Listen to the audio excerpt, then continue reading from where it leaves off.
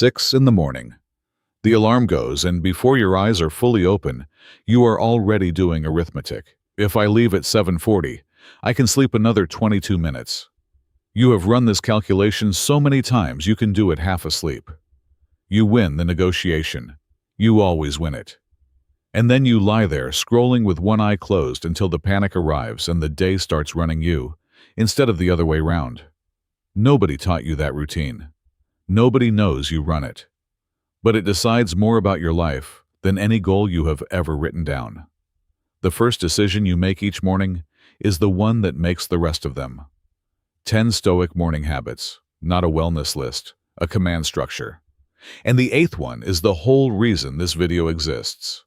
First, clear something up.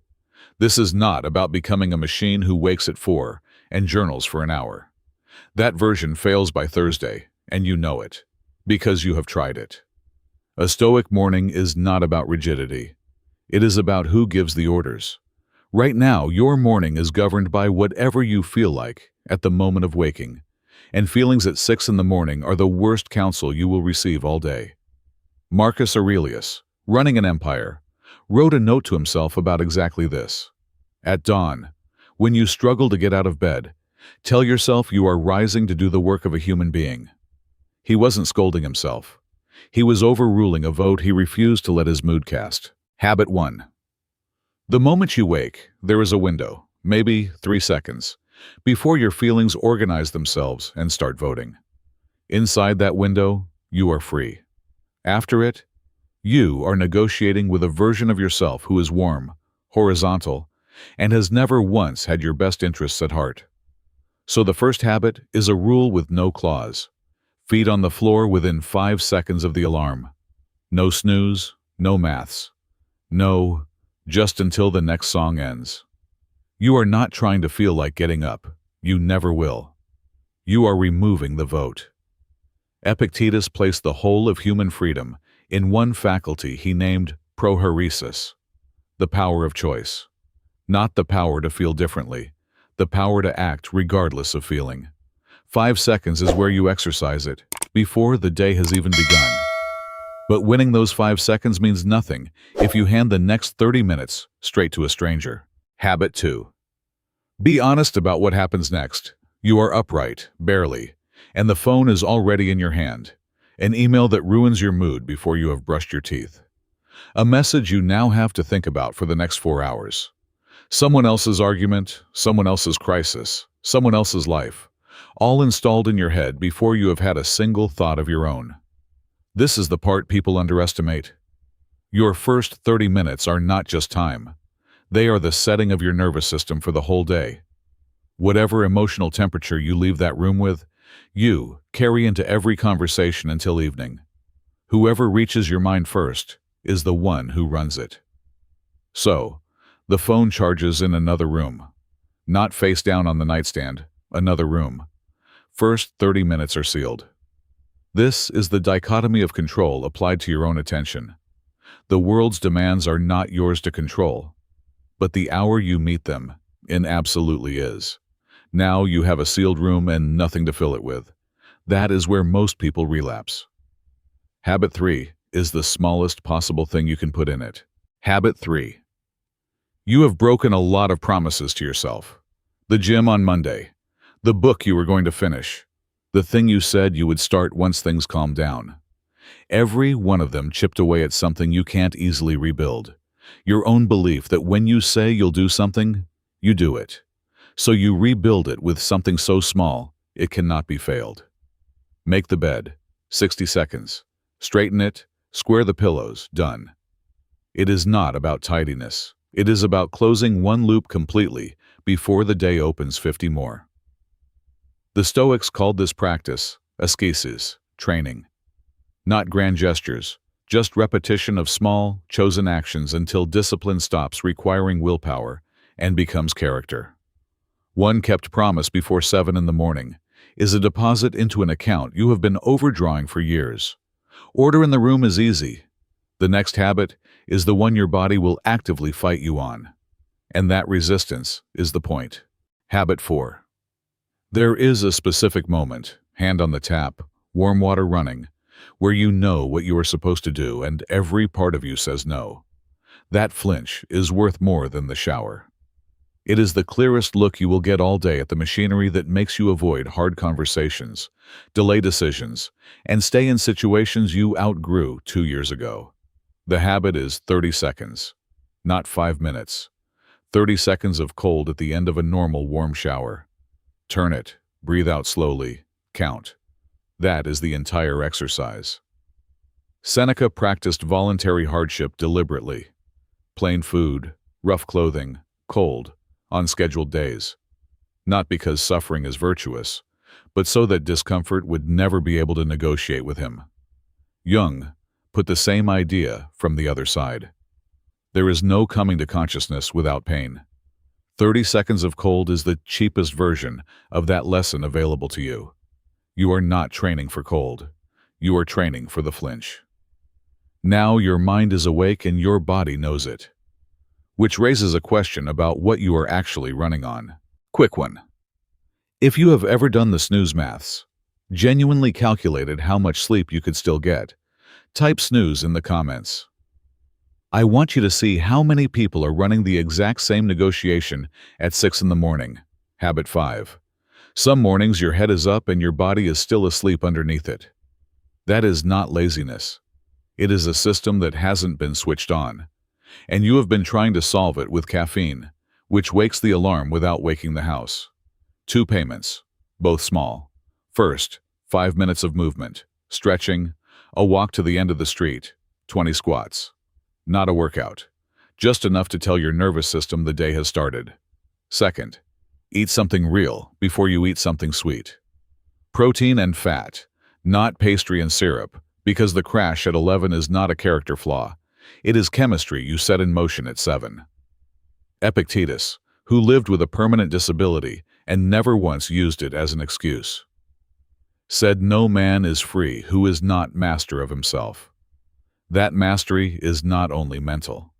A man who cannot govern what he eats before 8 in the morning is not going to govern much else by 6 in the evening. Body handled. Now, the harder problem, the noise you woke up with and have been carrying around ever since. Habit 6. You woke up with something already running. A conversation from yesterday you are still editing. A worry with no shape. A sentence someone said 3 days ago that you keep turning over like a stone in your pocket. It is not loud enough to deal with and not quiet enough to ignore. So it just runs, all day in the background, eating capacity you need for other things. 10 minutes, on paper, before the day starts. Not a diary, a dump. Everything currently occupying you, written out badly, unedited, no one reading it. The point is not to write well. The point is that a worry on paper stops being a fog and becomes an object, and objects can be dealt with. This is not a modern technique. Meditations, the book we treat as ancient philosophy, was a private notebook Marcus Aurelius kept for himself and never intended anyone to read. An emperor sat down each day and wrote out his own frustrations to keep them from governing him. Jung's line fits exactly here. Who looks outside, dreams. Who looks inside, awakes. The page clears what already happened. Habit 7 prepares you for what hasn't. Habit 7. There is something in today you are quietly dreading. A meeting. A message you have to send. A person who will be in the room. And your strategy so far has been to not think about it, which is why it has been sitting in your chest since you woke up.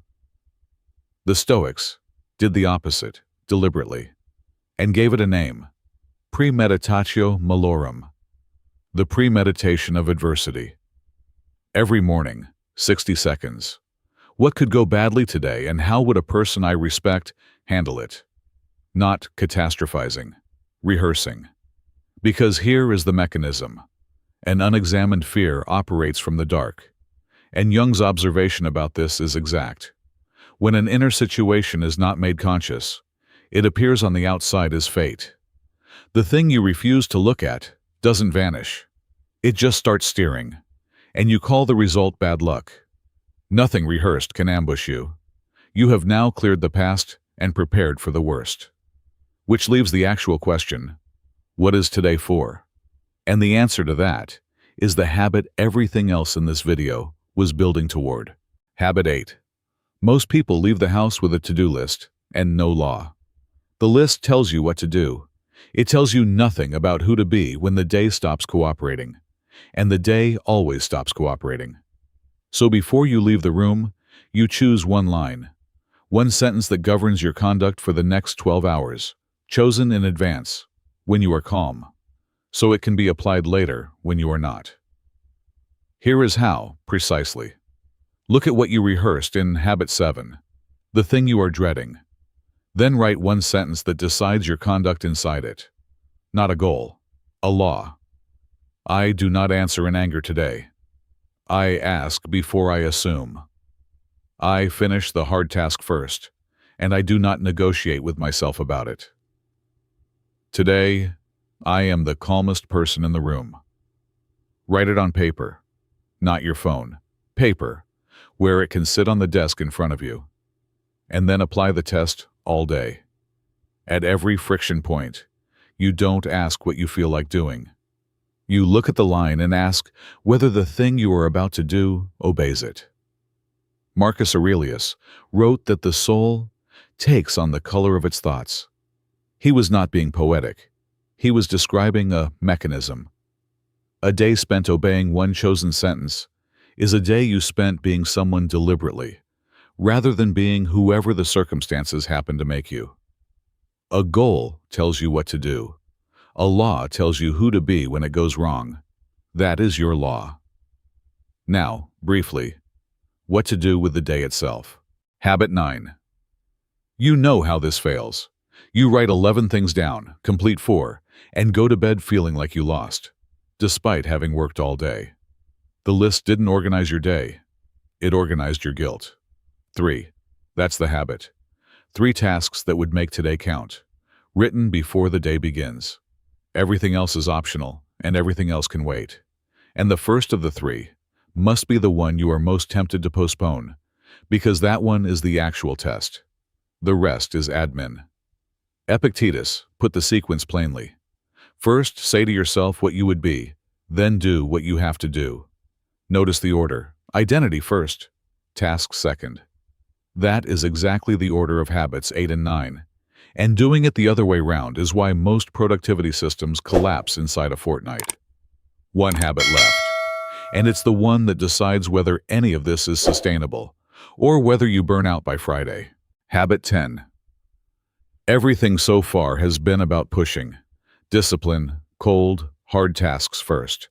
And a man who only pushes snaps eventually, because he is running on a story where nothing is ever sufficient. So the last habit is the counterweight. And it is not the soft one people assume it is. Forget vague gratitude. The Stoic version is sharper, and it takes 90 seconds. Take 3 ordinary things you had this morning: the hot water, someone in your house still breathing, work to go to, and imagine, specifically, waking up tomorrow without them. Sit in the absence for a moment. Then open your eyes and look at them again. That is the same tool from Habit 7 turned around. Premeditatio malorum doesn't only prepare you for loss. Used this way, it restores the value of what you have stopped seeing. Seneca's whole complaint about human beings was that we don't have too little time. We waste what we're given. The waste usually looks like this: having something for years and never once noticing it. You don't need more. You need to stop being blind to what's already here. 10 habits. The first command: 5 seconds, no vote. The sealed hour. Nobody reaches your mind first. The first promise. 1. Kept promise before 7. The cold contract. 30 seconds against the flinch. The body tax. Move, then eat something real. The emptying. 10 minutes on paper. The rehearsal. 60 seconds of premeditatio malorum. The governing line. 1 law for the day. The 3. Hardest first. The ledger of enough. 90 seconds of seeing again. Do not attempt all 10 tomorrow. That fails, and you know it fails, because you have done it before. Take habits 1 and 8, 5 seconds out of bed, and 1 written line for 7 days. 2 habits, 10 minutes total.